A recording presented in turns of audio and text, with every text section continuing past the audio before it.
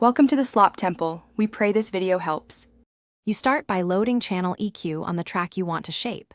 Select the track, open the mixer or smart controls, and insert channel EQ into an empty audio FX slot. Use a preset as a starting point to save time, but immediately bypass and re-enable the plugin to hear the difference.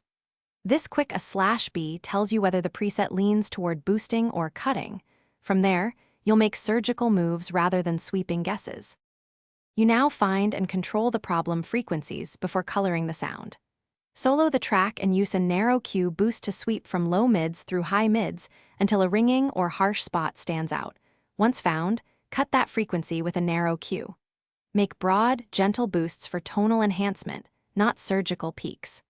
Also, make sure to toggle linear phase versus zero latency, depending on phase sensitivity and CPU, because phase can change the relationship between tracks once you commit. You finish by checking the EQ in the full mix and automating changes where the arrangement demands different tonal balances. Make subtle adjustments while listening to multiple sections, then use automation lanes to lower a resonant boost or restore body in choruses. If you notice phase smearing or comb filtering, make sure to compare linear phase and zero latency modes and reduce overlapping boosts.